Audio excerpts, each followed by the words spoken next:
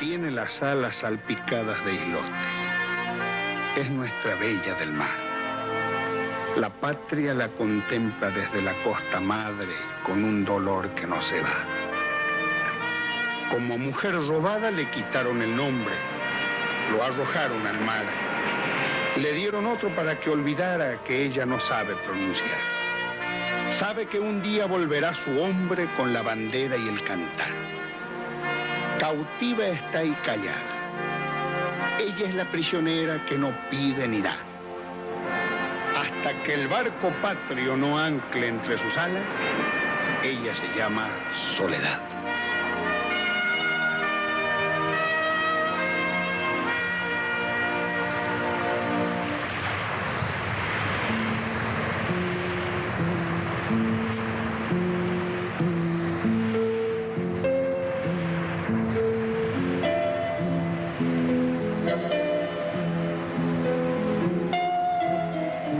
Hace más de siglo y medio, Inglaterra despojó a los argentinos de una parte de su territorio, de un patrimonio propio, como lo son cada una de las regiones y de los espacios de la patria, valiosos por sus condiciones, reservas y posición. Casi 12.000 kilómetros cuadrados fecundos en especies y bienes. Eran los días iniciales de 1833.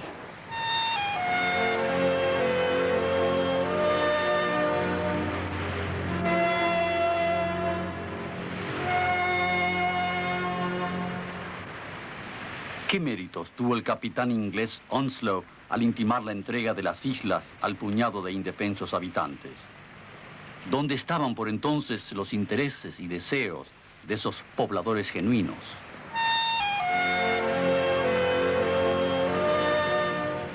El 3 de enero de 1833 tuvo lugar el insólito ataque inglés a nuestras Islas Malvinas, sin que mediara declaración de guerra previa y en abierta contradicción con los usos de las naciones más civilizadas de la Tierra. Ya un año antes, el capitán Duncan, de la Armada de los Estados Unidos, enarbolando engañosamente el pabellón francés, había llevado a cabo un vandálico atentado contra las instalaciones argentinas en las islas, con el pretexto de proteger a los barcos loberos y balleneros de bandera norteamericana que operaban en la zona en contravención de las leyes argentinas. Esta actitud alarmó a los ingleses y los decidió apoderarse por la fuerza del archipiélago para adelantarse de esa manera a una probable ocupación estadounidense. Lamentablemente, la precaria guarnición argentina en las islas carecía de los recursos necesarios para resistir la agresión y el despojo fue consumado. Los invasores desembarcaron e izaron la bandera británica en la primera casa que encontraron. Poco después arriaron el pabellón argentino. Cabe destacar que en esa triste ocasión nadie preguntó cuáles eran los deseos o los intereses de los pacíficos pobladores de las islas que se veían profundamente afectados en sus derechos por este acontecimiento. Nuestros reclamos comenzaron no bien Inglaterra capturó las islas. A los reclamos siguieron pedidos y exigencias, protestas y demandas, plazos e intimaciones. La conducta argentina fue siempre la del requerimiento digno. La inconducta de la embajada británica fue siempre la del abuso, la arbitrariedad y el incumplimiento de las intenciones declamadas. Después de la usurpación, nuestras exhortaciones adquieren mejor periodicidad durante los años de la Confederación Argentina.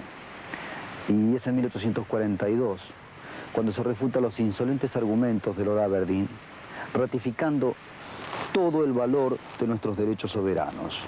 En 1849, ante una presentación de nuestro ministro plenipotenciario en Londres, Manuel Moreno, en la que manifestaba que la Confederación Argentina jamás había consentido el despojo de su soberanía en las Islas Malvinas, el primer ministro inglés, Lord Palmerston, reconoció expresamente que la Argentina jamás había renunciado a sus legítimos derechos sobre el archipiélago y que existía una situación controvertida con la Gran Bretaña que lo había ocupado por la fuerza, hecho que significaba un cambio sustancial con respecto a lo sostenido por Lord Aberdeen en 1842.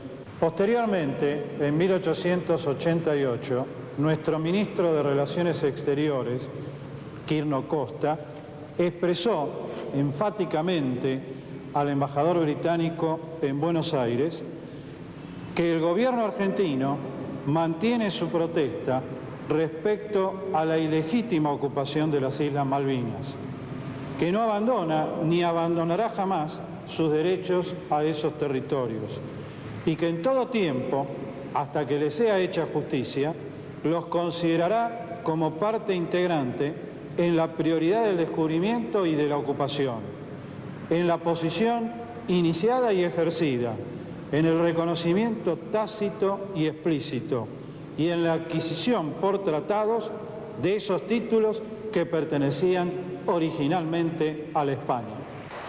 Inglaterra acude a argucias, simulaciones y negativas. Concede algo para no ceder nada. Reconoce algún aspecto y calla lo sustancial.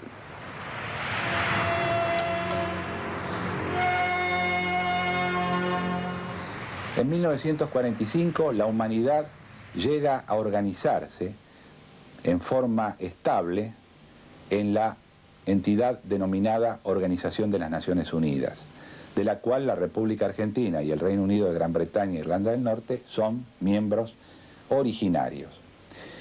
Acá el fracaso que había sufrido la antecesora, la Sociedad de las Naciones, que duró entre los años 20 y 39 y que prácticamente con la Segunda Guerra Mundial desaparece, se convierte en algo que realmente tiene una importancia muy grande y que ha sido calificado por un gran jurista, Kelsen, como una verdadera confederación mundial de estados. Y organiza un instituto muy originario llamado el Fideicomiso, que reemplaza a los antiguos mandatos de la Sociedad de las Naciones. Se trata, con los fideicomisos, de que países sometidos al coloniaje puedan obtener su independencia.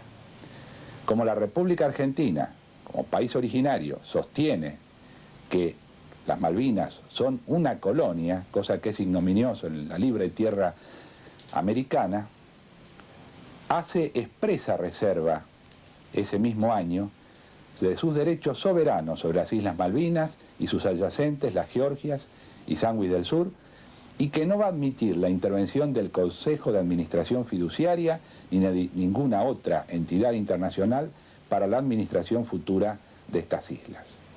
Esto creo que debe ser destacado, es un punto importante porque demuestra la reserva expresa de los derechos argentinos soberanos sobre estos territorios.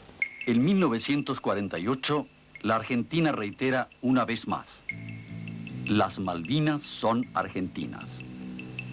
De lo ilegítimo no se extraen títulos legítimos.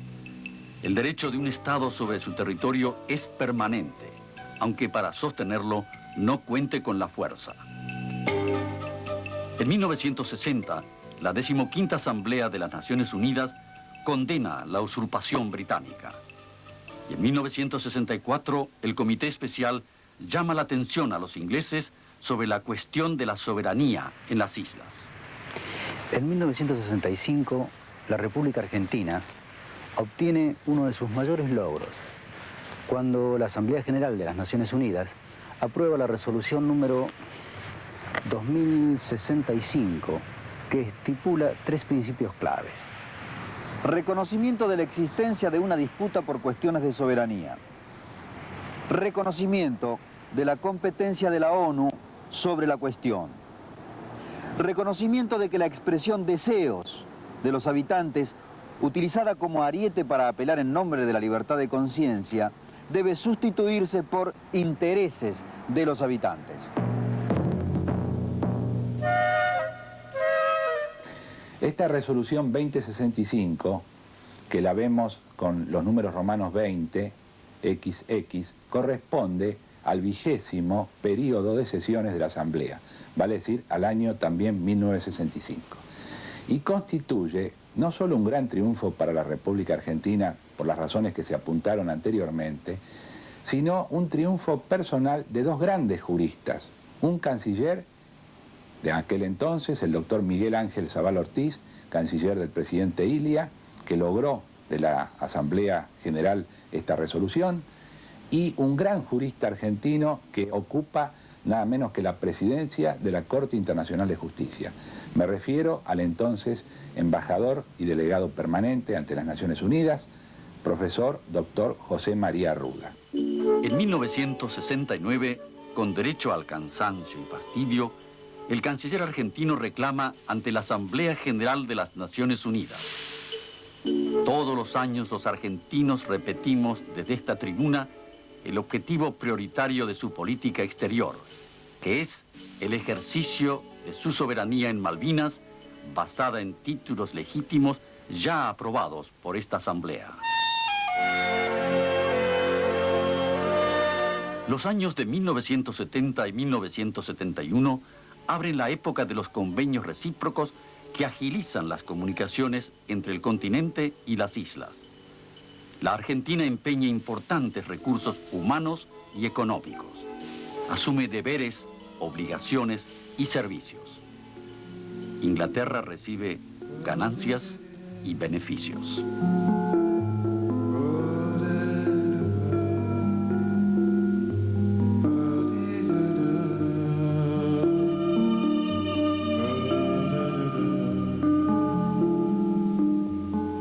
Así es. Inglaterra usufructúa el trabajo argentino, pero antepone sistemáticamente el supuesto derecho a la autodeterminación de los isleños. Aunque los habitantes de las Malvinas deban ser considerados jurídicamente como argentinos, no constituyen, empero, un pueblo colonizado, ni parte de un pueblo colonizado. Constituyen una colonia establecida por la metrópolis en tierra ajena. ¿No le es aplicable entonces el principio de descolonización, por no tratarse tampoco de un caso de colonialismo en el sentido actual de la palabra? Es una usurpación lisa y llana de un Estado, de la tierra de un Estado por parte de otro Estado, que sigue siendo su legítimo dueño y soberano. Ha de ser resuelta entonces esta cuestión con la devolución lisa y llana de la tierra usurpada al Estado víctima de la usurpación, sin mediar consulta ninguna con la población actual de las islas, bien que sus intereses deban ser respetados y van a ser respetados. Inglaterra jamás pudo impugnar uno solo de nuestros títulos ni rebatir una sola de nuestras razones. Cada paso de nuestra diplomacia es enmarañada por la intriga. Los ingleses llegan hasta la provocación y se retroceden a la espera de una nueva oportunidad para avanzar. La táctica de 2 pasos adelante y 1 atrás es llevada por los británicos hasta el límite de la hipocresía.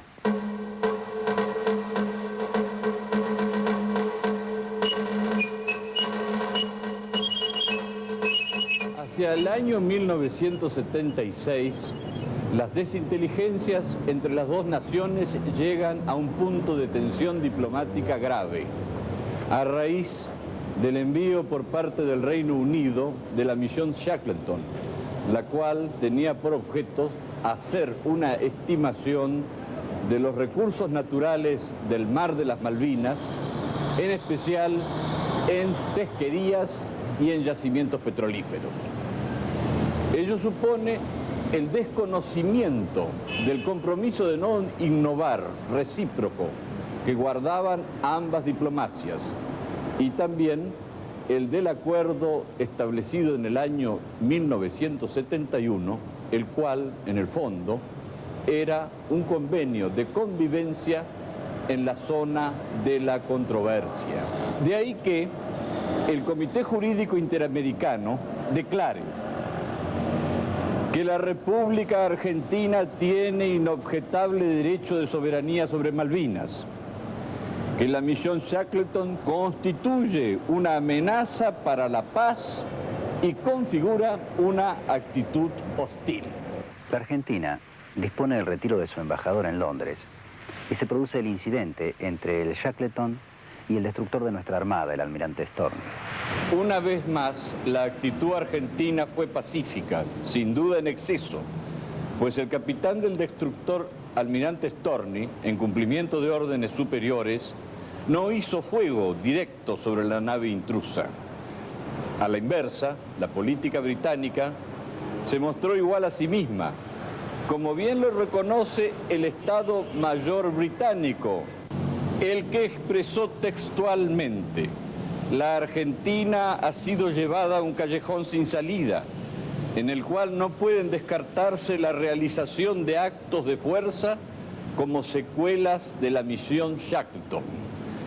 Para prevenir la posibilidad de estos actos de fuerza, el mismo informe de Lord Frank revela que el Estado Mayor británico creía en la conveniencia de establecer una política denominada de la fortaleza. La fortaleza porque ya había conciencia en el gobierno británico de que la República Argentina no toleraba más las tácticas dilatorias del Foreign Office y que en consecuencia se vería obligada sin duda a alguna reacción de hecho. Eran los días iniciales de 1976. Para los ingleses, todo consiste en entretener con juegos diplomáticos, retener la soberanía sin negociarla ni discutirla, interferir con el tema de los deseos de los Kelper y desconocer las resoluciones dictadas por los organismos internacionales.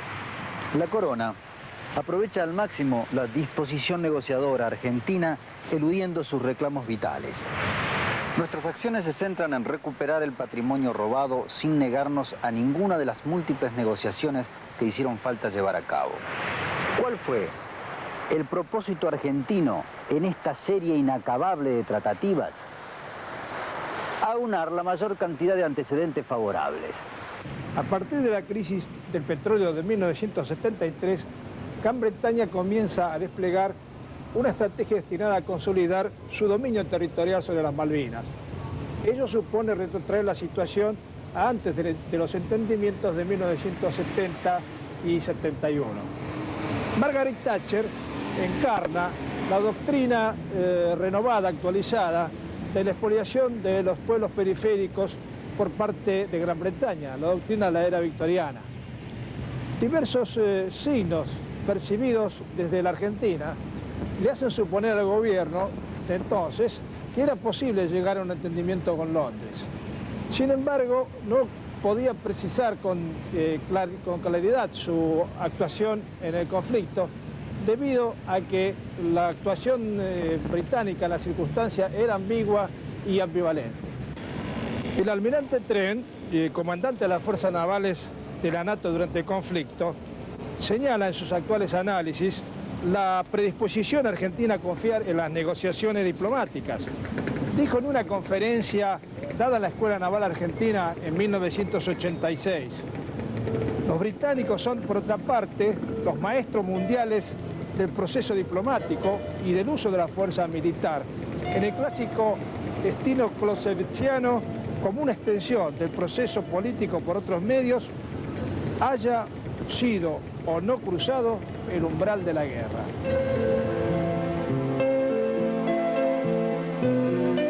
Pero si estos son nuestros mayores reproches, debe también admitirse que jamás la causa Malvinas resultó indiferente a los argentinos, ni diplomática ni políticamente.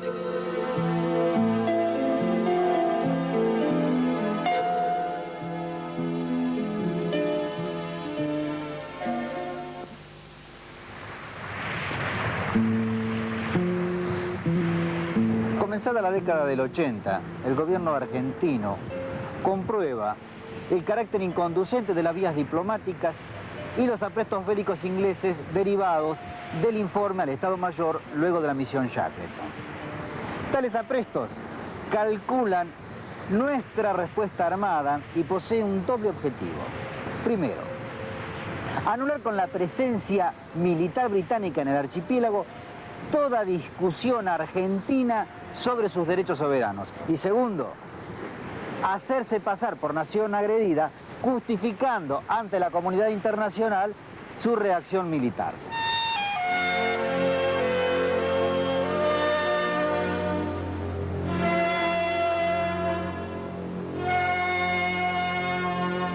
Gran Bretaña elabora planes para, ante una eventual reacción argentina, ocupar el archipiélago con fuerzas militares. Planes que actualiza constantemente. En febrero de 1981, Gran Bretaña propone congelar sine die las negociaciones. Ante nuestra rotunda negativa, el Estado Mayor británico aprueba planes en septiembre de 1981 para reocupar militarmente el archipiélago. Ante esta situación, conocida por el Servicio de Inteligencia Naval argentino, nuestro Estado Mayor, al igual que lo hecho por el Estado Mayor británico, dispone prever el empleo del poder militar para reactivar al máximo la cuestión Malvinas. La Argentina no planifica una guerra ofensiva, no busca agredir. Y a quienes sostengan que la Argentina apresura su decisión y carece de paciencia, debemos recordarles dos aspectos que marcan una única secuencia. La existencia de un enemigo poderoso, que es el que desencadena el conflicto, y el de una nación despojada, que busca su reparación sin obtenerla nunca. El 12 de enero de 1982, el gobierno argentino decide una enérgica acción diplomática, estrictamente política, estrictamente pacífica, con el propósito de llevar a cabo una serie de actos, de gestiones, que deberían culminar en una Asamblea General de las Naciones Unidas para afirmar allí con vigor la razón argentina y exigir en esa oportunidad ante la Asamblea de las Naciones Unidas la solución pacífica, diplomática del conflicto. Era un acto estrictamente ajustado a la Carta de las Naciones Unidas. Mediante una severa presión institucional, la Argentina busca precipitar la intervención de terceros para poder negociar la transferencia del bien patrimonial usurpado. Acto que, conviene remarcarlo, hasta los mismos ingleses consideraban lógico y posible. Por entonces tiene lugar simultáneamente la otra cara de la historia, que pocos conocen y muchos se empeñan en ocultar. La provocación británica acelera su marcha y el 20 de marzo de 1982 los ingleses fraguan un supuesto agravio argentino en las Islas Georgias para justificar la zarpada de su armada rumbo al Atlántico Sur. El desembarco de los obreros civiles del señor Davidov en las Islas Georgias es un acto estrictamente comercial, es un acto que no tiene ningún sentido ni diplomático ni político y menos, por cierto, militar.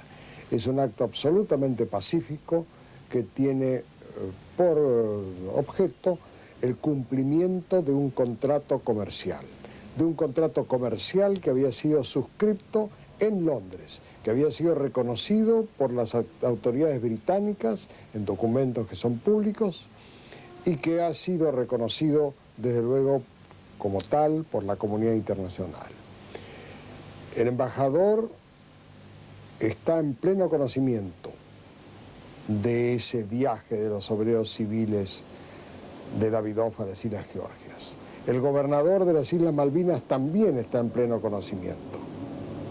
Ni Gran Bretaña, ni sus gobernadores, ni su embajador objeta esa actividad civil, privada, de un hombre de negocios que quiere deshacer una vieja fábrica en desuso para aprovechar sus materiales.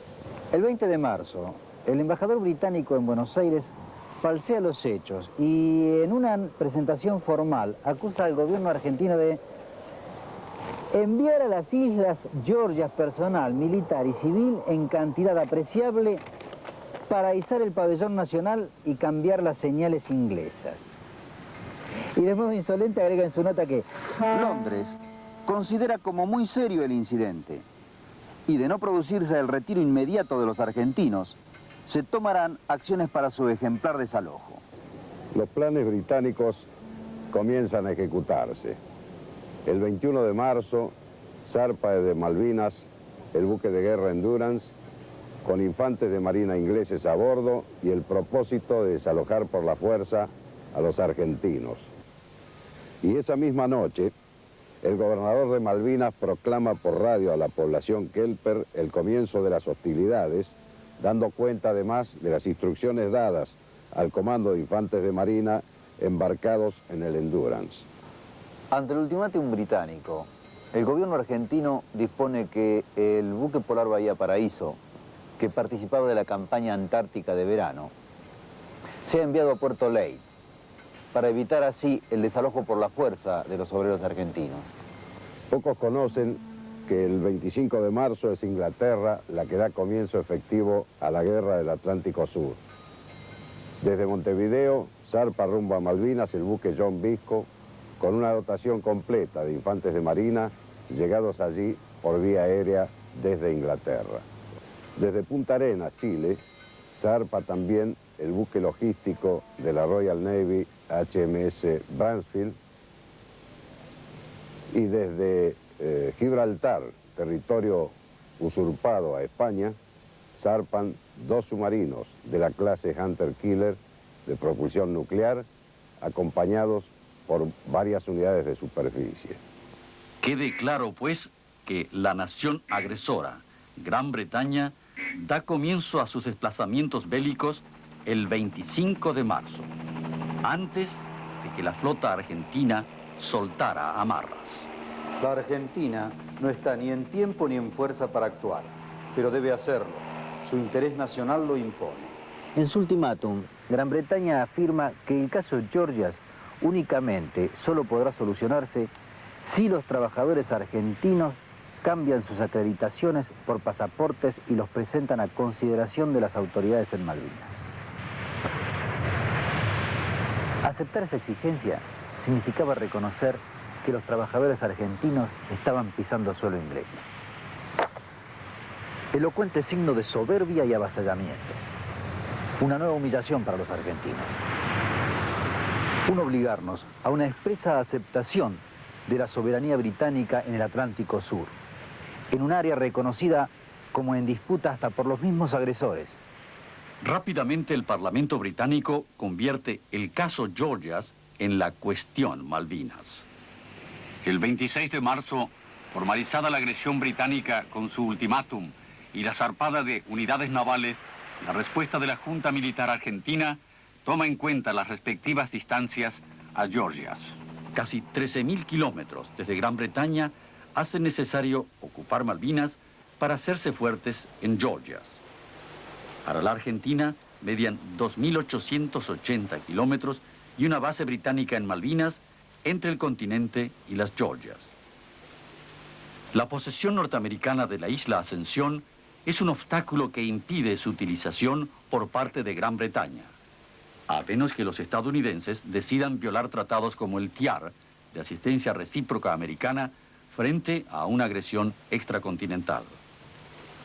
Entonces la Argentina impide a los británicos el uso de su base en Malvinas, decidiendo su ocupación militar para desde allí defender su posición en la crisis producida en las Islas Georgias. La actitud inglesa demuestra gran habilidad. Por un lado, intima a los argentinos por la fuerza. Por otro, presenta ante la comunidad internacional la imagen de una inexistente agresión argentina.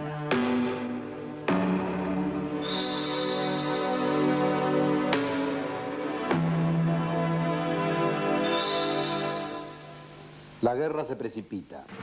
Una Argentina en crisis, con severos problemas políticos, sociales y económicos, se alista, no obstante, para preservar el interés nacional. Inglaterra ya ha logrado su propósito de convertir el caso Georgias en la cuestión Malvinas, sabe cómo desempeñarse. Mientras su diplomacia teje sus redes, los buques de la Task Force se disponen a atacar. El secretario de Estado de los Estados Unidos, Alexander Haig, a quien John Kirkpatrick calificara virtualmente de agente británico, llega a Buenos Aires. Su gestión servirá estrictamente a los intereses de la estrategia británica. La preocupación que me consume sin cesar es que las fuerzas argentinas puedan atacar por mar llegando hasta las nuestras y hundiendo algún buque, declaró públicamente Margaret Thatcher en esos días. Esta es una traducción textual de sus palabras. El despliegue un tanto desordenado de la flota británica le confería una cierta debilidad estratégica. La misión Haig, creando una cortina de humo, favorecía los planes iniciales del gobierno argentino de tratar de llegar a una solución negociada del conflicto. Cuando la flota británica logró concentrar sus fuerzas frente a Malvinas, estalla la guerra concretamente el 1 de mayo. La misión Haig había obtenido su objetivo esencial, que era evitar que la Argentina pudiera actuar durante la dispersión de los efectivos ingleses en la zona. El almirante Trent, para volver al testimonio que dio en la Argentina el comandante de la Fuerza Naval de la NATO, sostiene que entre la ocupación del 2 de abril y el hundimiento del Belgrano, el 2 de mayo, las autoridades argentinas actuaron en la convicción de que estaban envueltas en el manejo de una crisis diplomática. Los británicos, agrega Trent, lo hicieron partiendo del presupuesto de que estaban en guerra.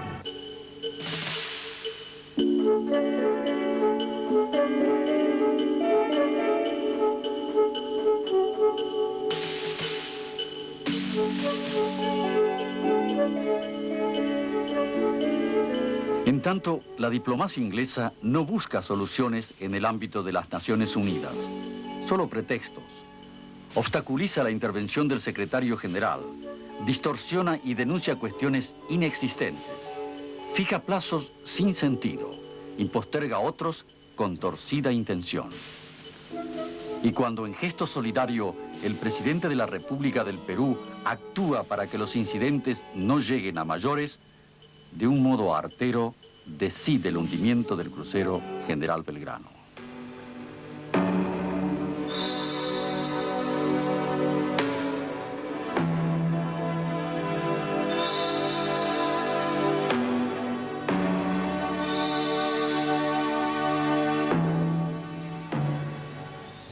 La guerra es un hecho.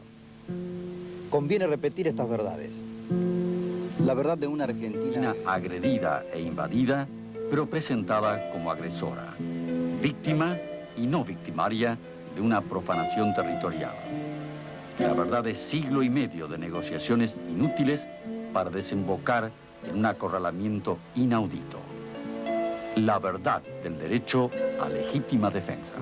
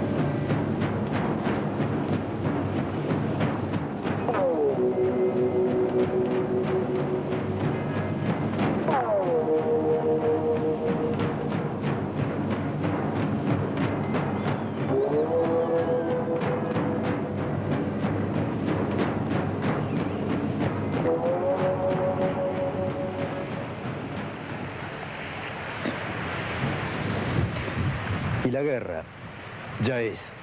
Habla el almirante Busser. Soy el comandante de la Fuerza de Desembarco, integrada por los efectivos de la Infantería de Marina y del Ejército Argentino embarcados en este buque, de algunas fracciones a bordo del destructor Santísima Trinidad y del rompehielos Almirante Irizar, y de los buzos tácticos embarcados en el submarino Santa Fe. Nuestra misión es la de desembarcar en las Islas Malvinas y desalojar a las fuerzas militares y a las autoridades británicas que se encuentran en ellas. Eso es lo que vamos a hacer. Serán duros con el enemigo, pero corteses, respetuosos y amables con la población de nuestro territorio a los que debemos proteger. No dudo que el coraje, el honor y la capacitación de todos ustedes nos darán la victoria. Mañana mostraremos al mundo una fuerza argentina, valerosa en la guerra y generosa en la victoria. Que Dios los proteja. Ahora dirán conmigo, ¡viva la patria!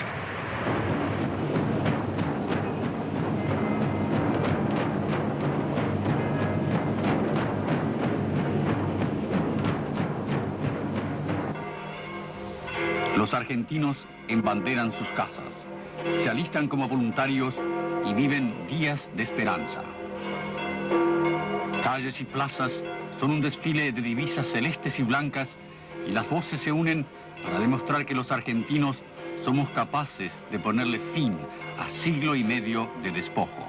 La Operación Rosario tenía como objetivo la reconquista del archipiélago de las Islas Malvinas, por un lado, y el desalojo y expulsión del gobernador británico y las fuerzas militares que tenían guarnición en ese lugar. El planeamiento estuvo signado por limitaciones de carácter político, tales como la operación debía ser muy rápida, muy breve, debía ser incruenta, debía haber un mínimo de daños a la propiedad y se debía dejar abierta la puerta para una solución diplomática en el caso que los británicos lo requisiesen antes de las 18 horas. La fuerza de desembarco estaba constituida básicamente por dos unidades.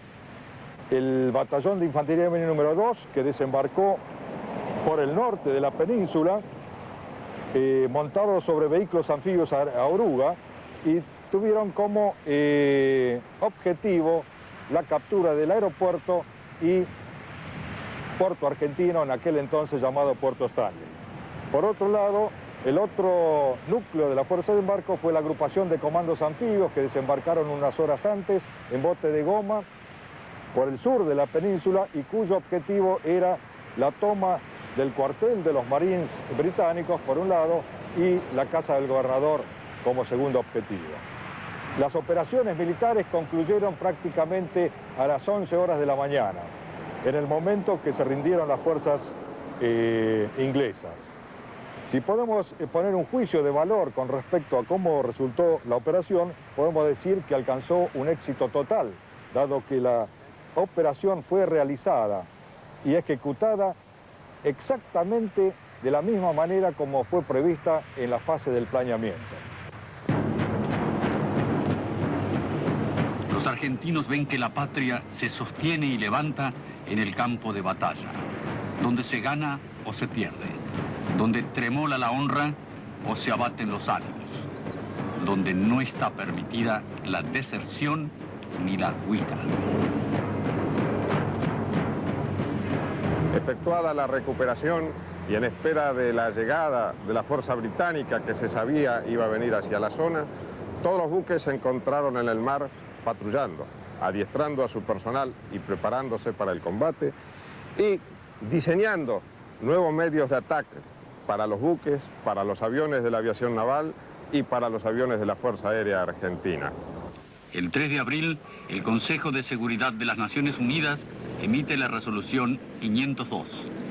Ella exige la cesación inmediata de las hostilidades, la retirada de todas las fuerzas de Malvinas y exhorta a ambos gobiernos a encontrar una solución diplomática respetando los principios y la Carta de las Naciones Unidas. Gran Bretaña no cumple con la primera exigencia y continúa con el desplazamiento de la Task Force al tiempo de declarar una zona de exclusión marítima en derredor de Malvinas. Por nuestra parte, la Argentina detiene las operaciones militares, pero ante la violación británica de la resolución 502, dispone el no cumplimiento de la exigencia de retirar sus tropas de Malvinas hasta tanto los ingleses no detengan el avance de la Task Force. Con el objeto de dificultar las acciones militares británicas para dar tiempo a las negociaciones diplomáticas, la Argentina refuerza sus defensas en las islas. Luego de llegada la fuerza británica a la zona de Malvinas, se concibió un plan de acción que contemplaba el ataque de dos fuerzas, una al norte, con el portaaviones 25 de Mayo, 3 destructores y 3 corbetas, y otra al sur, con el crucero Belgrano y 2 destructores, a los efectos de dar 2 amenazas desde 2 lugares distintos. Ambos grupos llegaron a contacto con el enemigo. Pero la providencia estuvo en nuestra contra, pues una inusual calma total impidió el decolaje de los aviones del portaaviones. Luego de esta operación, se ordenó al portaaviones tomar puerto para desembarcar sus aviones a los efectos que atacasen desde tierra. Esta decisión después fue mostrada como correcta por los hechos que tuvieron lugar en la guerra. Las repetidas propuestas del mediador Haig defienden la posición británica y el inaceptable condicionamiento de someter toda la cuestión a la voluntad soberana de los habitantes del archipiélago. La última, denominada de las 3 banderas, lo reitera en su punto 8º. La lamentada autodeterminación de los Kelper no es sino una compulsiva decisión de la corona británica. La legitimidad de nuestros títulos soberanos no depende de la voluntad de un grupo de súbditos extranjeros. La independencia del primero al último de los espacios de la patria no se decide por la acumulación de los deseos privados de un grupo de empleados de la Falkland Island Company. Sobre los días finales del mes de abril, las simulaciones del supuesto mediador general Alexander Haig quedan en descubierto. I can't speak for Mrs. Thatcher. I admit at times I don't speak very well to her. Hay veces cuando acabando muy bien con él. But I know they don't care about the sovereignty of the island. No se preocupan de ellos con la soberanía de las islas. They are prepared to relinquish. Están dispuestos a... But we must permit her to do it. Pero tenemos que permitir a ellos gracefully and on honorable terms. De hacerlo con gracia y en términos honorables. I can assure you, Lo que será esta solución, we will drive us to a solution. pero lo vamos a empujar a esta solución. Secondly, I personally am convinced Segundo, estoy personalmente convencido that Britain wants this problem off the plate. que los ingleses quieren retirar este problema de su... They will never be able to face another crisis of this kind. No podrían otra vez encarar una crisis de este tipo. They could not politically, Políticamente no podrían. and they could not by their own assessment of the cost. Hello, General Los Haig. Estados Unidos violan el TIAR y resuelven su apoyo incondicional a los británicos. El presidente de la República del Perú procura una última mediación que evite el enfrentamiento. Propone inmediatas negociaciones que tomen en cuenta la opinión de los Kelper. Tesis intermedia entre la británica, que refiere o somete a deseos, y la argentina, que alude a intereses de los pobladores. La cuestión no es mera semántica. El gobierno argentino aprueba la propuesta de Belaúnde Terry. Ella sí preserva nuestros derechos y afirma una vez más nuestra adhesión a la solución pacífica del diferendo.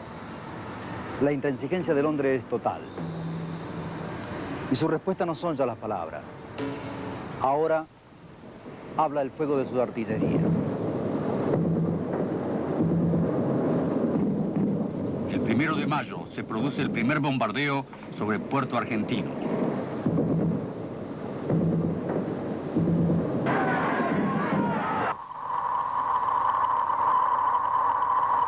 Y 2 días más tarde, el hundimiento del crucero General Belgrano.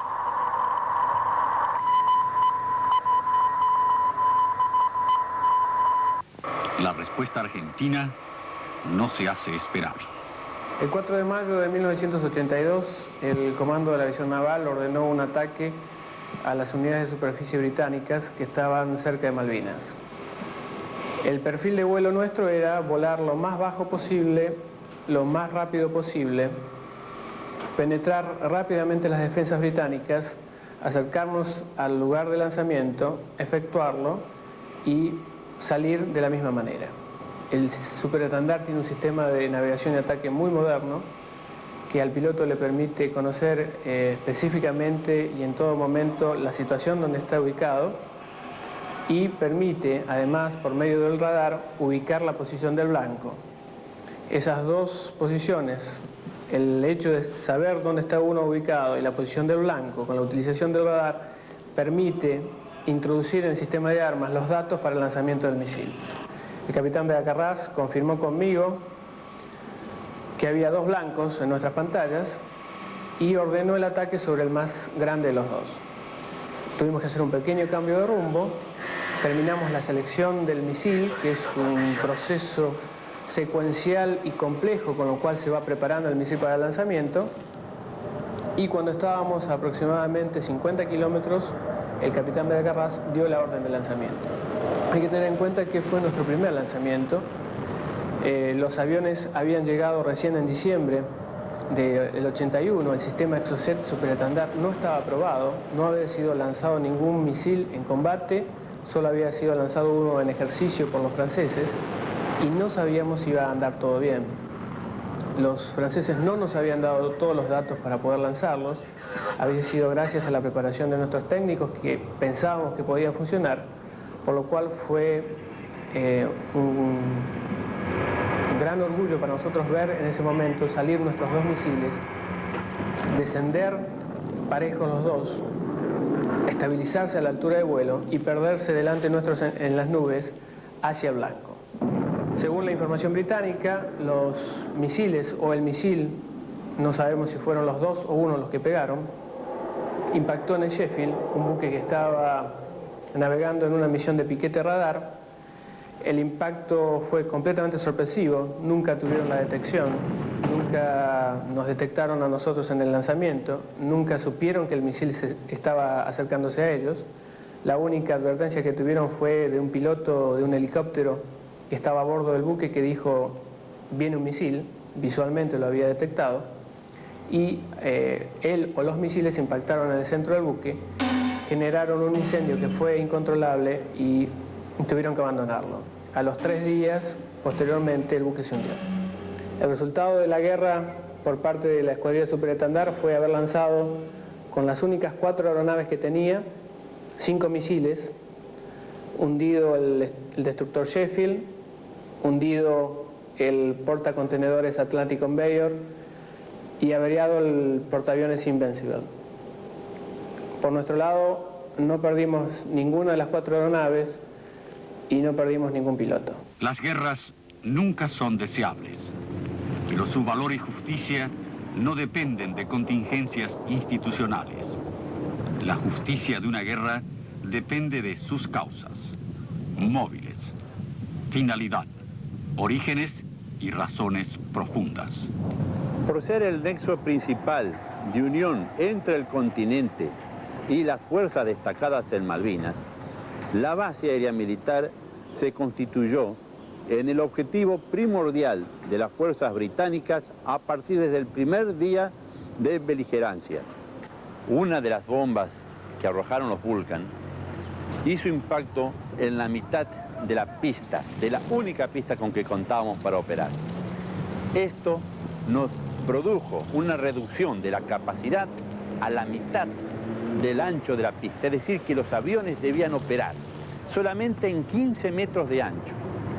Habiendo recibido casi 200 bombas y cañoneo naval permanente casi todas las noches, solamente hemos tenido de los 1.100 hombres que estábamos en la base, hemos tenido solamente 5 muertos y 18 heridos. Sin una patria soberana no se es dueño de nada. Lo reprobable no es haber peleado. Lo reprobable hubiese sido combatir sin decoro. Lo reprobable no es la desproporción de contingentes. Lo reprobable hubiese sido amedrentarse frente a la superioridad del agresor. El grupo artillero transportado 4 llegó a Puerto Argentino el día 23 de abril en 3 escalones por modo aéreo. En un principio, mi unidad estaba destinada para que fuera a apoyar los efectivos de infantería que estaban en la Gran Malvina. Este transporte a la Gran Malvina debía concretarse el 1 de mayo a las 7 de la mañana, embarcando en el río Carcarañá, en el puerto de Puerto Argentino. Pero como todos ustedes conocen, el día 1 de mayo a las 4:40 horas se inició el bombardeo por parte de los ingleses sobre el aeropuerto de Puerto Argentino. El combate de Puerto Argentino empezó el 1 de mayo con el bombardeo por parte de la Fuerza Aérea Inglesa y se prolongó con el cañoneo naval en forma, podríamos decir, cotidiana, ya que todos los días, en diferentes horarios, se concretaba 1, 2 y hasta 3 veces por día cañoneos por parte de las fuerzas inglesas.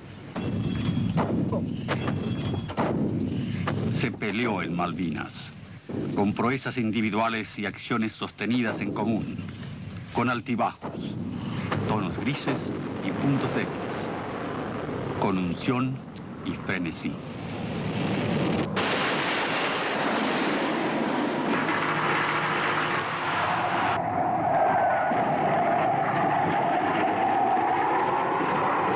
Gran Bretaña prosigue su escalada bélica. Desembarca en San Carlos y comienza su campaña terrestre. El 21 de mayo, la Fuerza Aérea Argentina detectó y confirmó el desembarco británico. Con esa información ordenó un doble ataque con la totalidad de sus medios ofensivos. En esa oportunidad yo participé en el segundo de los ataques integrando una escuadrilla de aviones Dagger. Cuando nos encontrábamos a 3 minutos del canal San Carlos, fuimos interceptados por 6 a 8 aviones Harrier, entablando un breve combate. En esa oportunidad fuimos derribados los 3 integrantes de la escuadrilla, pero pese a mi oportuna alarma y al entrenamiento en equipo con que contábamos, mi jefe de escuadrilla logró derribar a uno de los aviones interceptores. La principal ventaja de los aviones británicos se debió al misil entregado por los Estados Unidos en la isla Ascensión y a la cercanía de los portaaviones que le permitía mayor tiempo de combate sobre la isla. La batalla de San Carlos duró del 21 al 24 de mayo, en el cual la Fuerza Aérea empleó la totalidad de su esfuerzo disponible, pero pese a ello no pudo impedir el desembarco de las fuerzas británicas. Debe destacarse que las pérdidas de los británicos y de la Fuerza Aérea Argentina fueron significativas.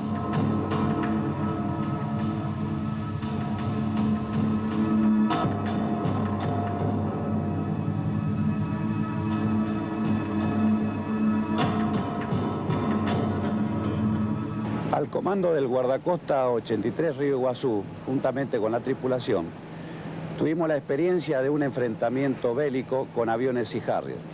Durante el hecho bélico tuvimos la baja de uno de los artilleros y 3 tripulantes heridos de gravedad. Indudablemente los ataques de los Sea Harrier hacían imposible prácticamente una defensa abierta debido a la gran diferencia de armamento que posee el Sea Harrier con respecto al guardacosta. Uno de los hechos relevantes de estos ataques que hemos tenido fue que uno de los maquinistas que estaba de guardia en sala de máquina, cuando me va a informar de que el buque estaba haciendo agua en sala de máquinas y no daban abasto las bombas de achique, encuentra a sus compañeros, a uno muerto y a los restantes heridos, y ante el ataque, un nuevo ataque de un Sea Harrier, se apodera de la ametralladora, cosa que nunca la había maniobrado, y dispara hacia ese Sea Harrier que volvía a atacar. A raíz de esto puede derribar el avión que nos acechaba permanentemente, y es el hecho... Se peleó en Malvinas y la batalla dejó sus cicatrices. En la guerra, las cicatrices son las únicas condecoraciones inapelables. Cicatrices y muertes de cuantos ya no están con nosotros. Nos asignó un helicóptero. Era el único medio que teníamos.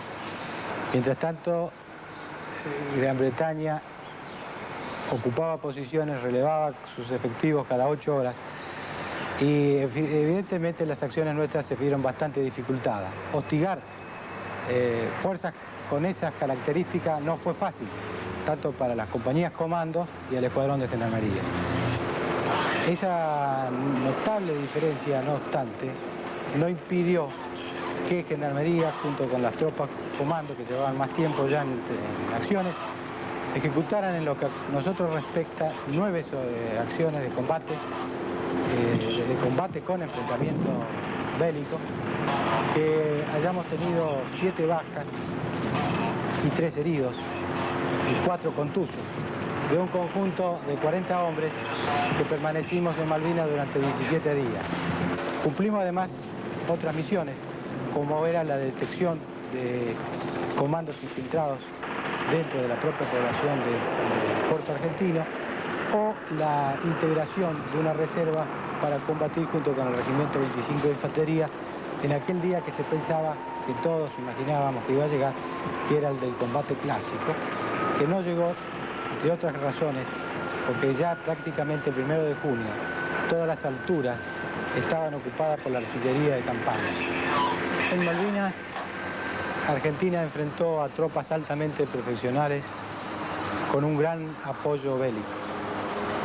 Nosotros pusimos esencialmente una alta y elevada convicción, además de tropas profesionales.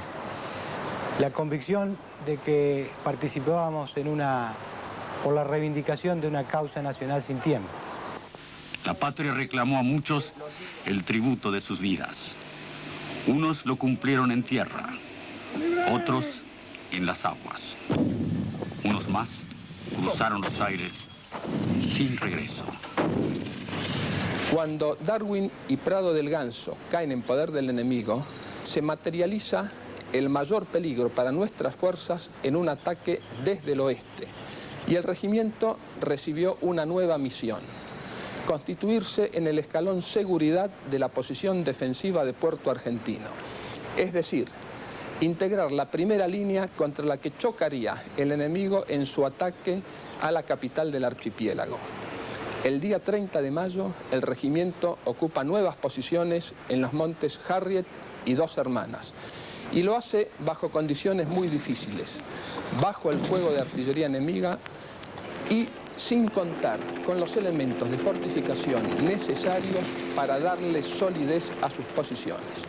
No obstante ello, estas son ocupadas y el regimiento combate en ellas durante 2 semanas, recibiendo un permanente fuego de hostigamiento de la artillería de campaña y naval enemiga, ataques aéreos y librando cotidianos combates de patrullas.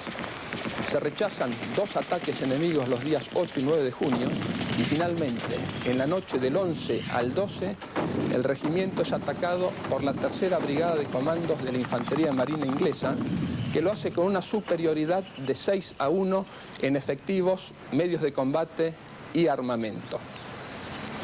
El regimiento combate duramente, resistiendo firmemente en sus posiciones durante 10 horas y causándole mucho trabajo al enemigo hacer pie en ellas, como posteriormente lo reconocerían públicamente. La dureza de la lucha se ve reflejada en las bajas del Regimiento 4 de Infantería, que ascendieron al 43% de sus oficiales presentes en las posiciones y a más de un 30% de los oficiales, de los suboficiales y soldados entre muertos y heridos. Se peleó en Malvinas, con heroísmos y defecciones, pequeñeces e intrigas, generosidad y sacrificios, como en toda guerra. Para reducir la presencia de los aviones Harrier sobre la isla, integré una escuadrilla que tenía como misión atacar su base de operaciones. Esta misión se cumple con la participación conjunta de 2 aviones Super-Étendard de la Marina de Guerra, de los cuales solo uno de ellos llevaba el último misil con que contábamos, motivo por el cual se ordena la participación de 4 aviones A4C Skyhawk de la Fuerza Aérea, que solamente llevábamos 3 bombas de propósitos generales de 250 kilos. Estando a 40 kilómetros del blanco, los Super-Étendard ubican el portaaviones y lanzan el misil, luego de lo cual ponen rumbo directo al aeródromo de aterrizaje.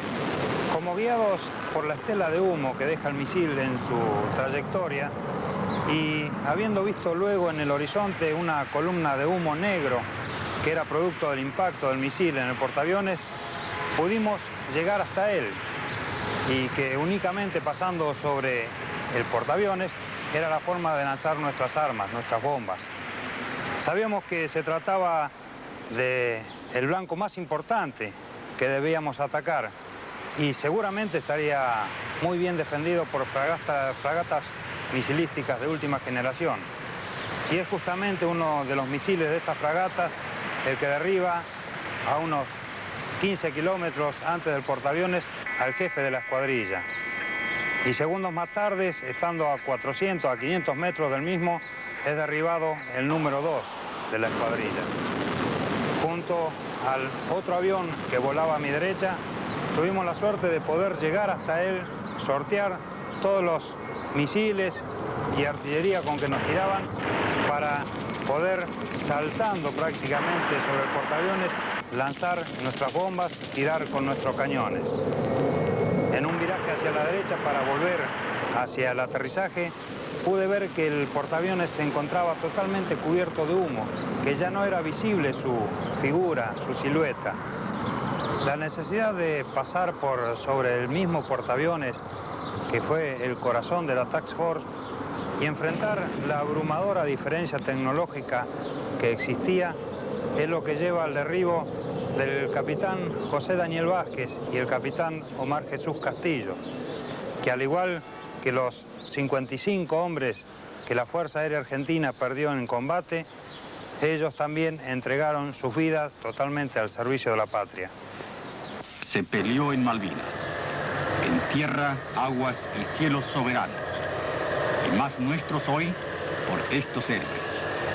Más soberano soy desde el supremo señorío del sacrificio. En los cielos, santificado más argentino soy con el sello indeleble del martirio. La idea original fue utilizar una instalación a bordo para lanzar un misil Exocet, que es un misil lanzado desde un buque contra otro buque, con la idea de transformarlo para poder lanzar desde tierra contra un buque. Planteadas así las cosas, comenzamos a trabajar con 2 técnicos en el taller de misiles de Puerto Belgrano y después de una serie de ensayos conseguimos en aproximadamente 15 días resolver el grave problema de no tener que sacar esta instalación. ¿Por qué no sacar esta instalación? Porque sacar esta instalación implicaba mucho tiempo, más de 45 días, y ello no era admisible para poder continuar con esa resistencia. Nuestra tarea se centró básicamente en engañar, si así se puede decir, al misil. Es decir, generar señales electrónicas de tal manera que el misil las recibiera como si fueran enviadas desde la instalación del buque, cuando en realidad era una instalación precaria que habíamos desarrollado. Lo que desarrollamos fue algo inédito y producto exclusivo del ingenio argentino. Cabe destacar que después del conflicto, en todas las publicaciones internacionales especializadas, aparecieron artículos sobre el tema, ya que todos los especialistas estaban sorprendidos. Aproximadamente unos 3 años después, los ingleses hicieron una copia mejorada de nuestro desarrollo, que fue bautizada como Excalibur y que actualmente se encuentra instalada en Gibraltar. Cuando tuvimos listo este sistema, se coordinó todo y con 2 aviones Hércules de la Fuerza Aérea transportamos todo este sistema a Malvinas. Desde allí tuvimos la posibilidad y la chance de poder lanzar y hacer impacto en un buque inglés que quedó fuera de combate, que fue el crucero liviano Glenmorgan. En el desarrollo de este trabajo de este trabajo práctico, diría yo. Vivimos encerrados trabajando porque nadie sabía lo que estábamos haciendo. Gracias a todo ese esfuerzo, en el lapso de 15 días, resolvimos la totalidad de los problemas. Y cuando logramos que todo funcionara correctamente, como deseábamos, nos dio una gran alegría. Como usamos elementos improvisados para la construcción de nuestra instalación de tiro, la bautizamos en broma con el nombre de Instalación de Tiro Berreta.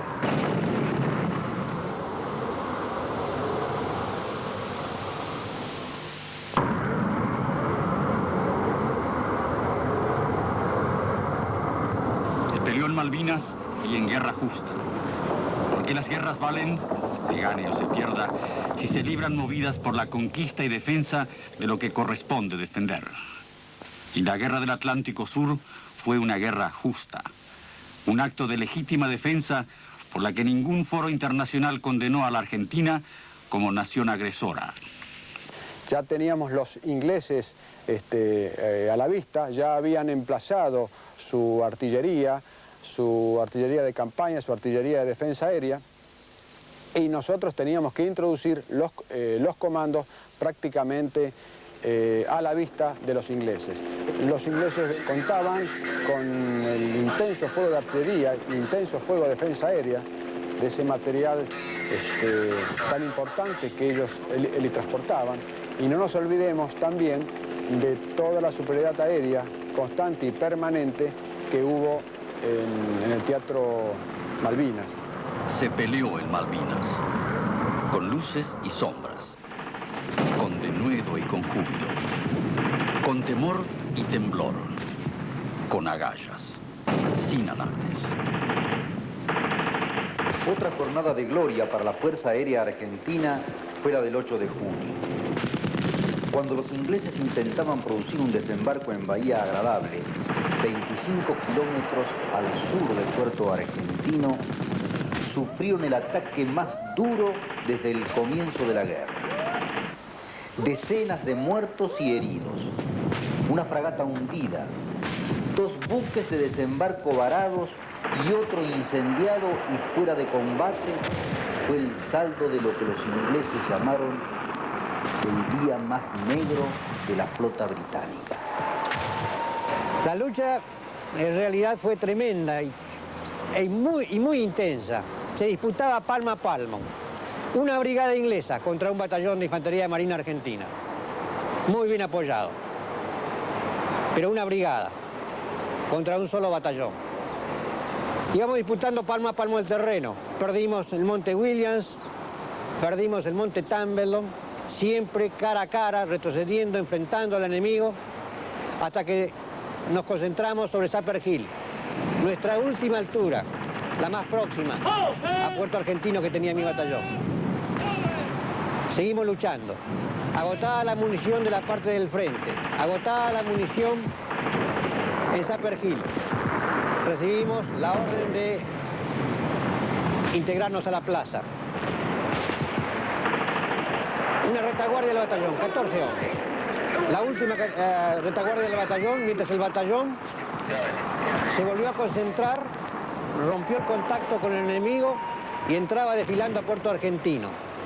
Nos parábamos creyendo que casi había terminado la cosa y 14 hombres deben enfrentarse a 6/8 helicópteros enemigos que bajan.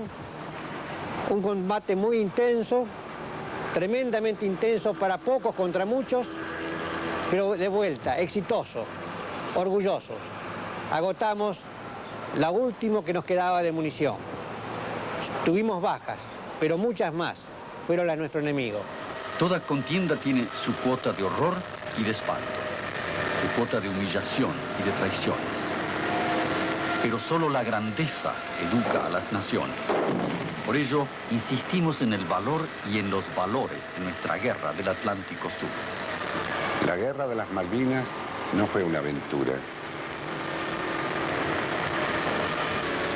Fuimos obligados a defender nuestros intereses soberanos y aunque menospreciados por el agresor, la resolución de nuestro pueblo lo sorprendió y debió ir en peregrinación a sus aliados pidiendo ayuda, no obstante haber empeñado sus mejores fuerzas y derivado a su guerra efectivos asignados a la NATO.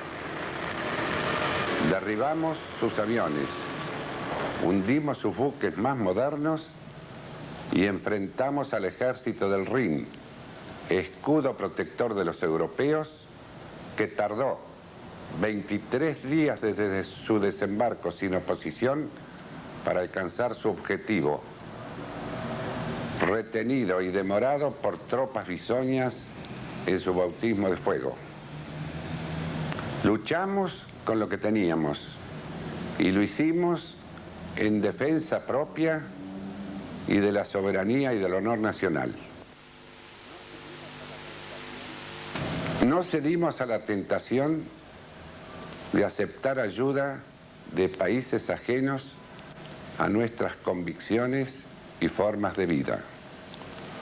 Supimos del sabor amargo de la derrota, pero la gesta de nuestras Malvinas debe insertarse en el espíritu nacional como lo que realmente fue: la heroica decisión de un país que no cedió ni cederá jamás ante quienes, con la sola razón de la fuerza, pretendan avasallarnos.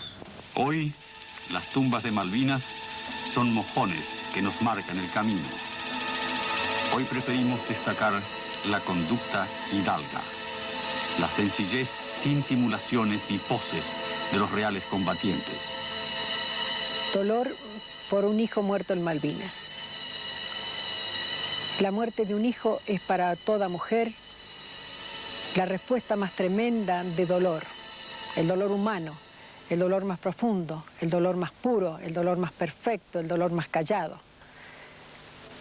Este dolor solo es asimilado, solo es asumido por la fe en Dios y por el amor a la patria. Morir por la patria. ¿Cuál es el significado de estas palabras? Ellos murieron por la patria. Los que están allí, sepultados en las frías aguas del Atlántico Sur, elevando noche a noche sus cantos marineros. Los que están allí, sepultados en la fría turba. Los que murieron con la imagen de su bandera flotando en las Malvinas, impresa en sus retinas. Ellos murieron por la patria.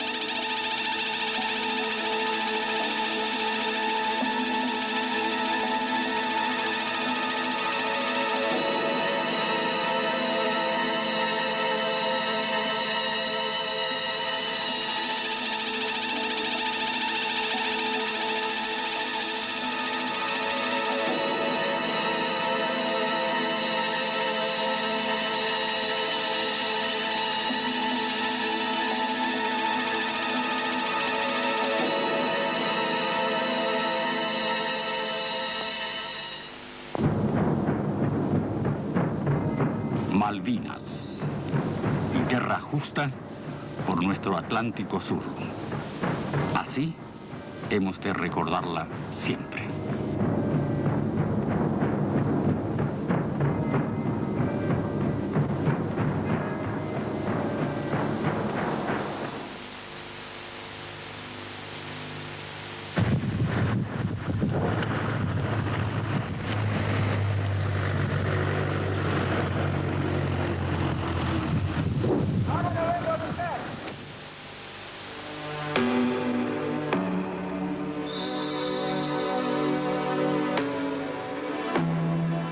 La guerra del Atlántico Sur acabó con la capitulación de las armas nacionales.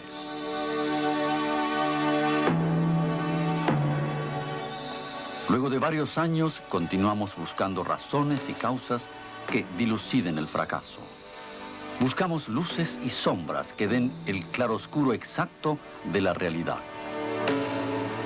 Hay quienes quisieran forzar el curso de la historia y hay quienes ya se olvidaron de todo, como si la guerra hubiese sido un mal sueño ajeno y sin cuidado.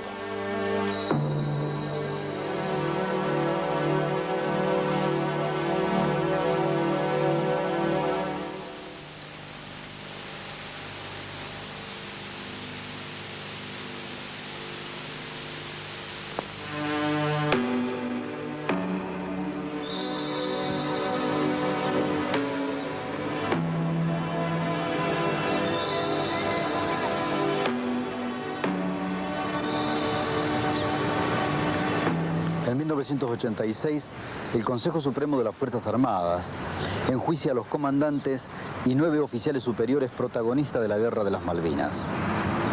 Previo al fallo, 3 prestigiosos excomandantes de la Armada, el Ejército y la Fuerza Aérea apelan al tribunal mediante un documento público cuyo texto expresa lo siguiente. Comandantes y oficiales de las Fuerzas Armadas Argentinas son procesados por su intervención en la Guerra de Malvinas y corren el riesgo de ser condenados sin haber cometido delito alguno. Si fueran condenados, lo serían por defender la dignidad y la soberanía de la nación. La guerra no se hizo por casualidad, imprevisión o para proteger posiciones políticas internas. La guerra se hizo por la dignidad de la nación y para afirmar y defender sus derechos soberanos y la integridad de su territorio. Suscriben este documento el brigadier Arens, el general Elvio Anaya y el almirante Isaac Rojas.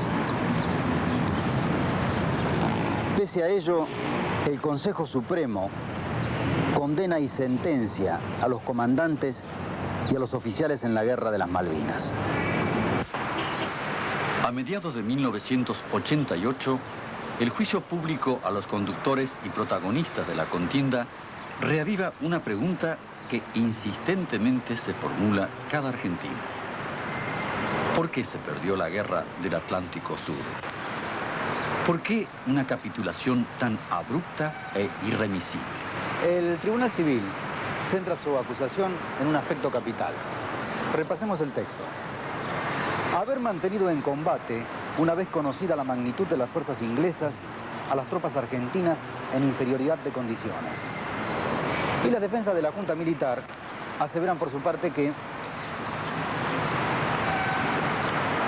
la decisión de ocupar Malvinas respondió a la necesidad de reacción frente a una añeja, pertinaz y últimamente intolerable ofensa a la soberanía argentina, que culminó en 1982 con una agresión que no solo justificaba, sino que imponía la oportuna defensa de la nación. Pero llegó el día de la audiencia acusatoria y el fiscal, ese fiscal, manifestó. La Fiscalía, de todos modos, acepta expresamente que la conquista de Malvinas fue un acto de legítima defensa. Eso aquí no se discute. Ni en ningún foro internacional se condenó a la Argentina como agresora, menos la Fiscalía estaría dispuesta a decir esto. Por el contrario, la Fiscalía coincide con la defensa en que fue un acto de legítima defensa. Y la Cámara Nacional en lo criminal y correccional de Federal, en los fundamentos de su fallo del 31 de octubre de 1988, se refirió a la confrontación con el Reino Unido llamándola gesta de Malvinas y manifestó: asiste razón a las defensas cuando sostienen lo mezquino que puede resultar vincular la decisión de participar en un combate evaluando previamente la entidad del contrincante. Cuando se defienden principios, la magnitud a la que debe atenderse es la de aquellos y no la de las dificultades que habrán de padecerse en la empresa. Obvio resulta que la valoración de estas circunstancias, vinculadas a los principios en juego, conforma una decisión de neto corte institucional que impide juzgar su oportunidad o cuestionar su mérito o conveniencia. Lo que debemos recordar en estricta justicia es que la Guerra de Malvinas fue librada por Argentina contra las 2 primeras potencias militares de Occidente, Gran Bretaña con el decisivo apoyo de los Estados Unidos, que puso a disposición del agresor toda su estructura logística. La cesión de la isla Ascensión, combustible, armas, infraestructuras complementarias sin limitaciones, así como la indispensable información estratégica operativa de 5 satélites militares que orbitaban el área de conflicto.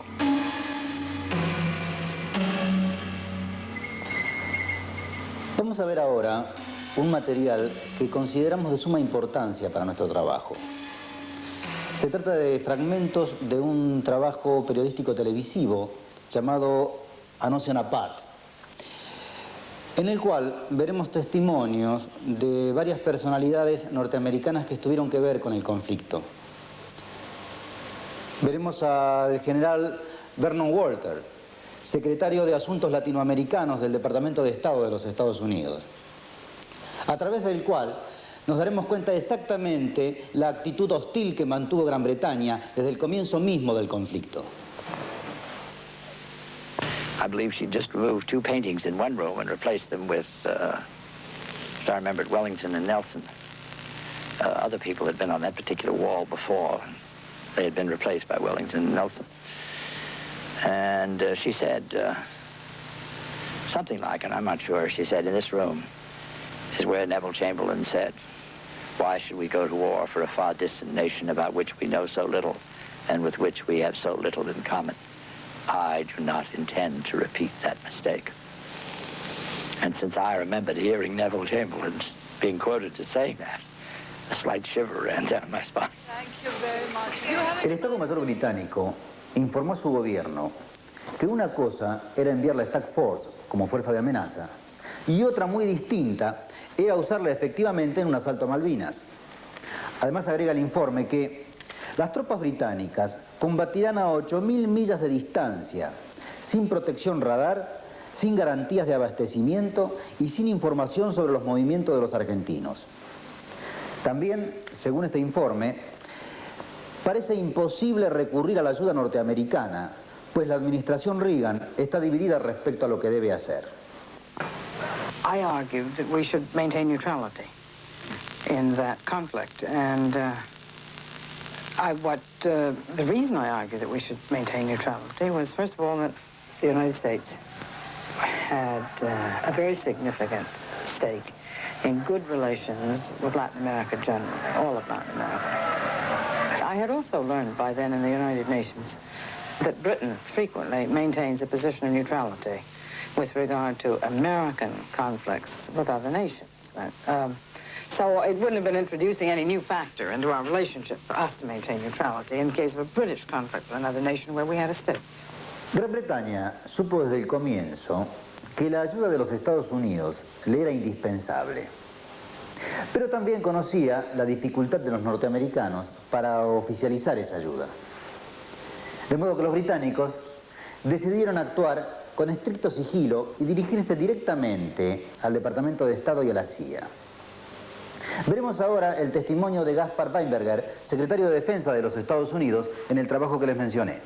Well, I think it was very clear that we had our ally in England, and that we should help in every way that we could. That wasn't a unanimous opinion, I suppose, in the United States government, but it was the reaction I had, and the reaction the President had. I think almost on day one, I telephoned or signaled my opposite number and asked for an assessment of the Argentinian forces' operational effectiveness, knowing that they exercise with them regularly.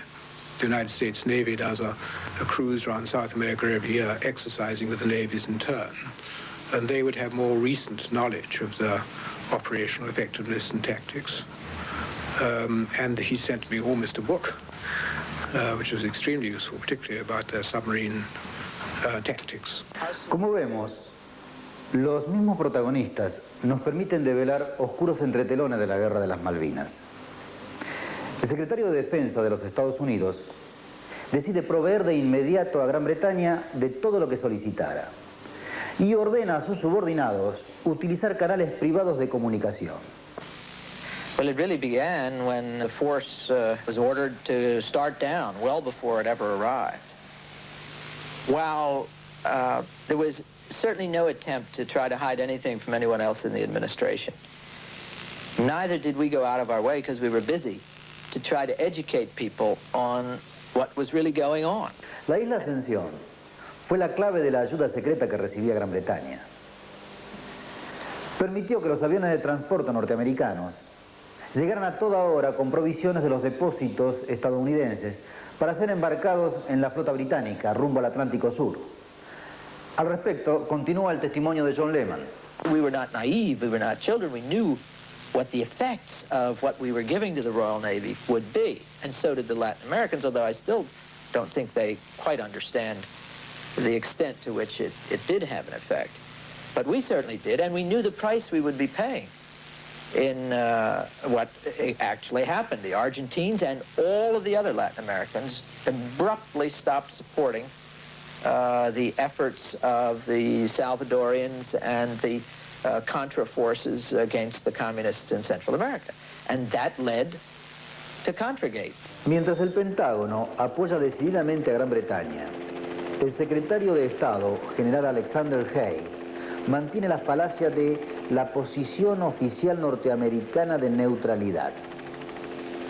Respecto de tal actitud, nos dice ahora Bernard Walter si tenía o no conocimientos de que mientras él viajaba oficialmente de Londres a Buenos Aires, simulando llegar a un acuerdo diplomático, Estados Unidos secretamente ya actuaba como aliado de Gran Bretaña.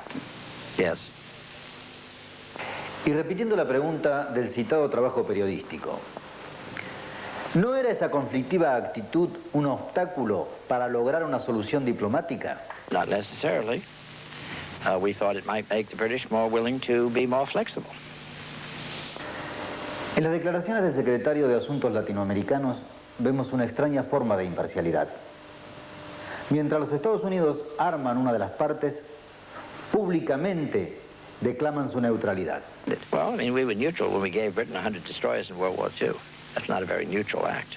We were also neutral when we were firing on sight at German submarines in the North Atlantic. That's not a very neutral act. It goes back to this rather atavistic business of blood and language. De todos los sistemas de armas y misiles a bordo de los buques y de los aviones británicos que entraron en acción contra los aviones argentinos, ninguna arma provista por los estadounidenses fue más importante que el misil Sidewinder, para cuyo transporte fueron adaptados los Jet Harrier. Así nos lo dice el entonces secretario de la Marina de los Estados Unidos, John Lehman.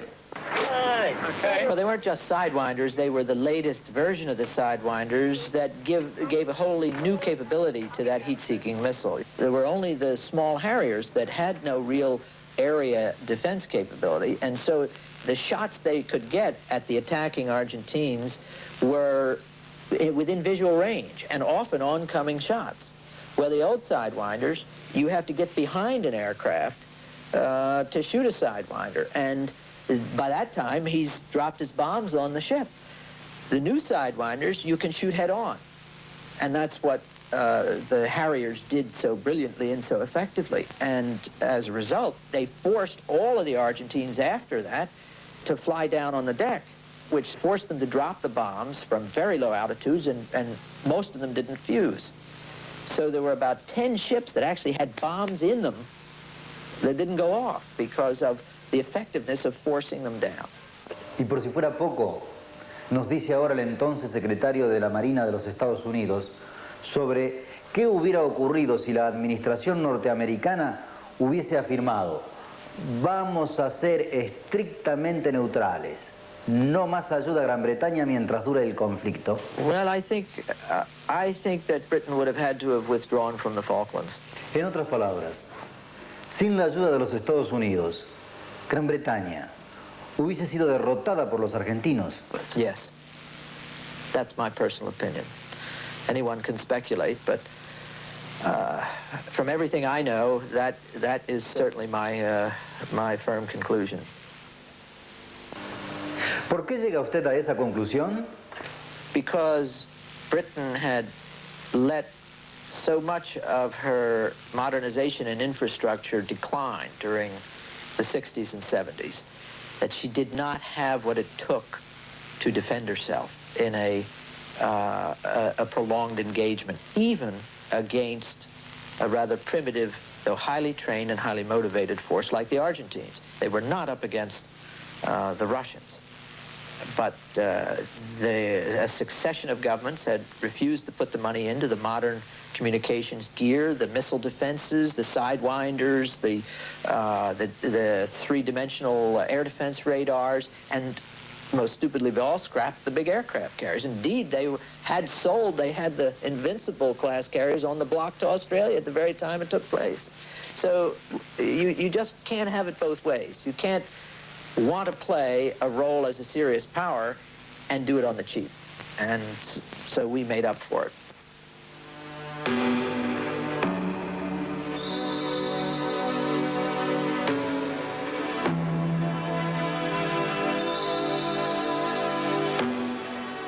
Ambas potencias de la NATO superaron la resistencia argentina con graves dificultades.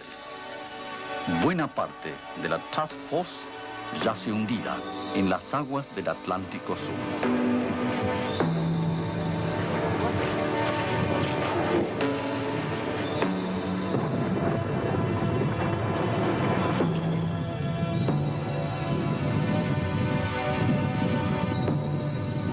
Y se perdió la guerra.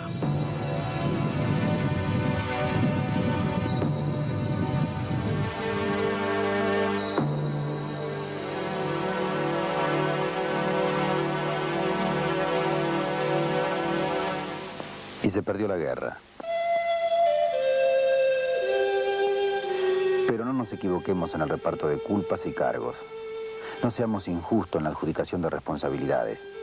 No seamos injustos con la memoria de cuantos cayeron, de aquellos que ofrendaron sus muertes y mutilaciones. Malvinas derrota es también Malvinas enseñanza.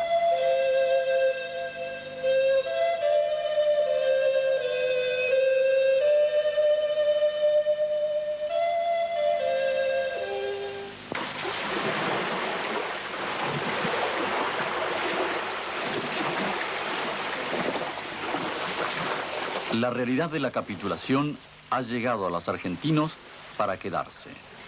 Y hoy es eso, una realidad insoslayable.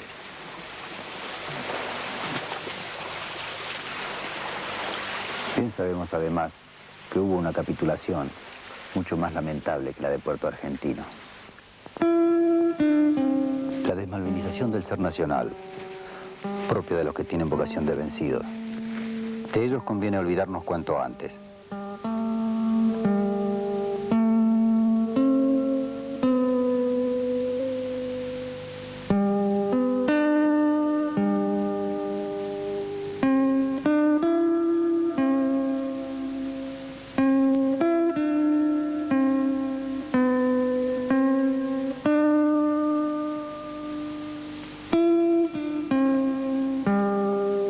La primera tierra por reconquistar es la del alma. Y la primera cabecera de playa firme y decidida será la virtud de la esperanza. Solo así, el fervor que acompañó la gesta del 2 de abril será el espacio donde izar nuestro estandarte si pretendemos un día izarlo en otro espacio.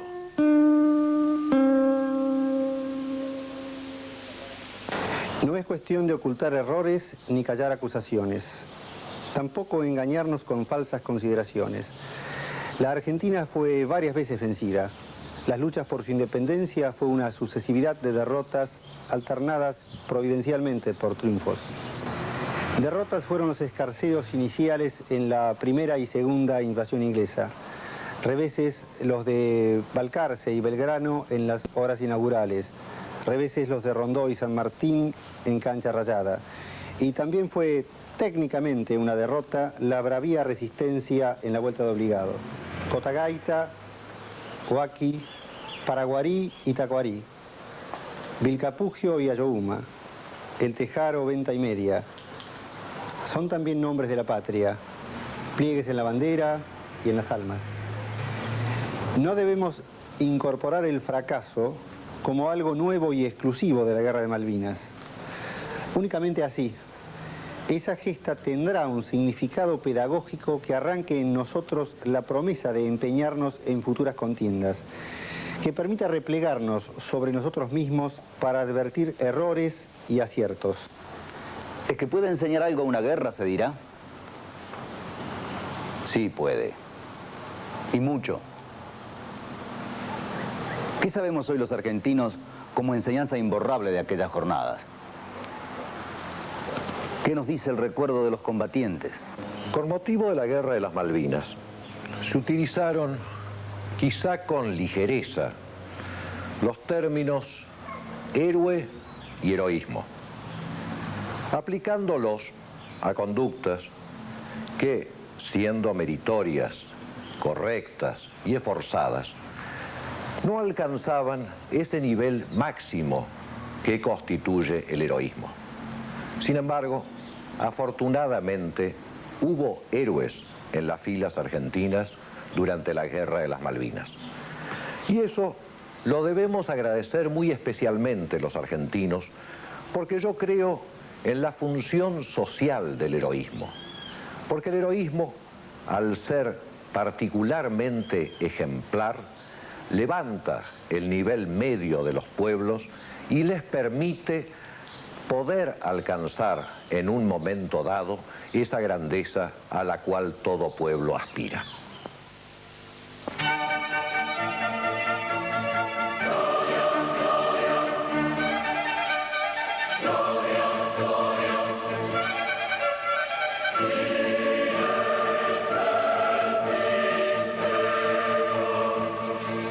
Los pueblos, dijo su santidad Juan Pablo II, tienen el derecho y el deber de proteger con medios adecuados su existencia y libertad contra el injusto agresor. Y en ese combate, ante los ojos de Dios, no hay héroes anónimos ni muertes inútiles.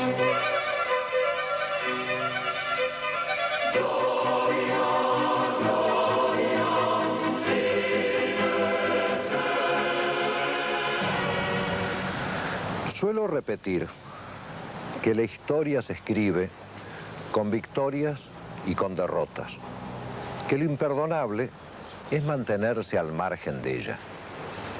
Y la Guerra de las Malvinas, sin duda, sirvió para instalar otra vez a la Argentina en el curso de la historia. También nos volvió a demostrar que el pueblo argentino es capaz de unirse todavía detrás de una gran empresa compartida. En tercer término, diría que sirvió para avivar, para poner de manifiesto el sentimiento religioso de la población que se unió en sus rezos para obtener la victoria u obtener al menos una paz con decoro. Y por último, más allá del resultado de la guerra, es evidente que el tema Malvinas volvió a instalarse bajo la atención internacional con una importancia que no había tenido antes desde el mismo momento en que nuestros soldados pusieron pie en las playas del archipiélago.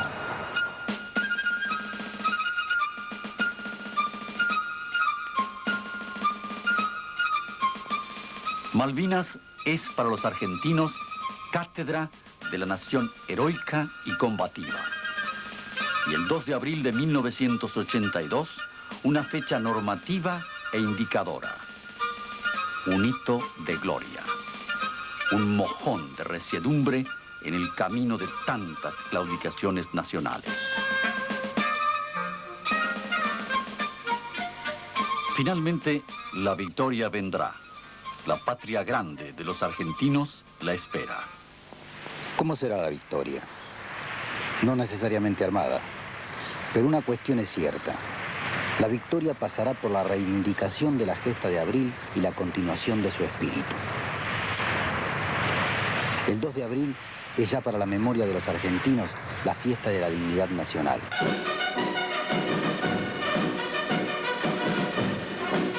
La victoria vendrá cuando se haga justicia, reparen olvidos y agravios y se restablezca el buen nombre de los que pelearon y cayeron.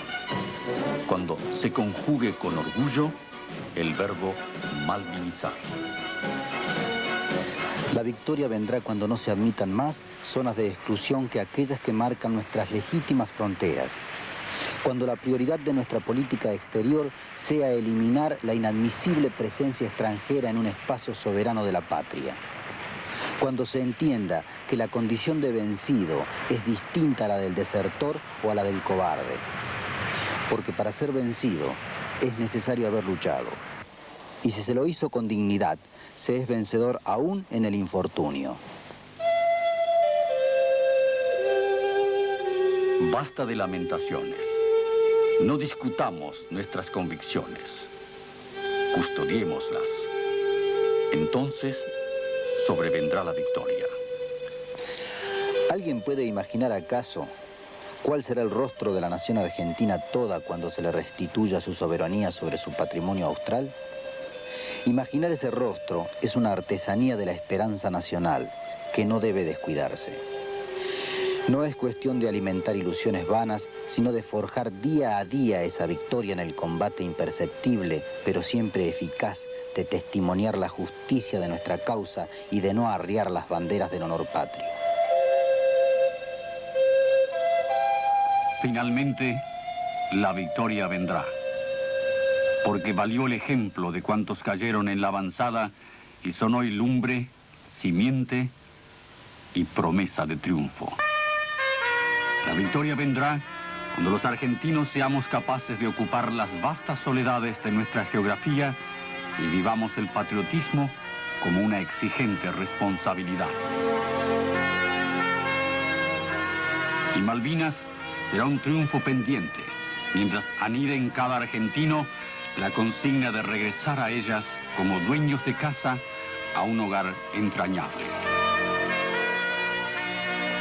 Cercano está el día en que surgirán las 1000 banderas del mar, azules y blancas, porque queremos ver una sobre sus tierras clavada para llenarlas de criollos, para curtirles la cara hasta que tomen el gesto tradicional de la patria.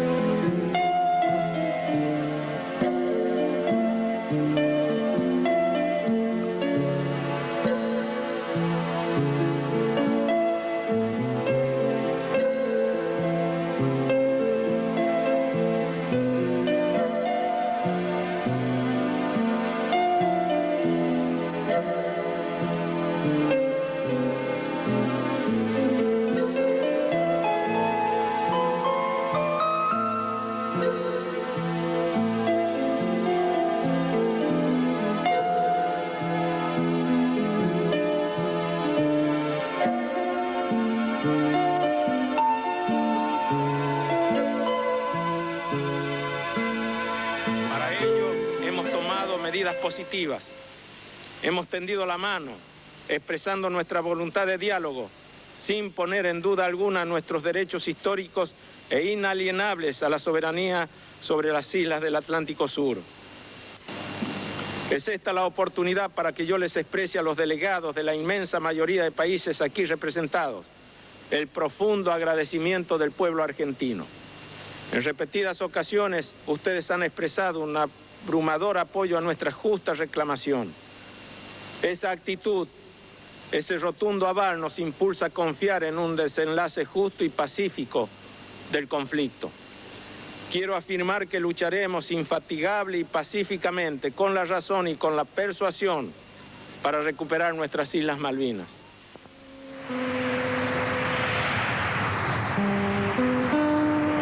Hasta que el barco patrio no ancle entre sus alas, ella se llama soledad.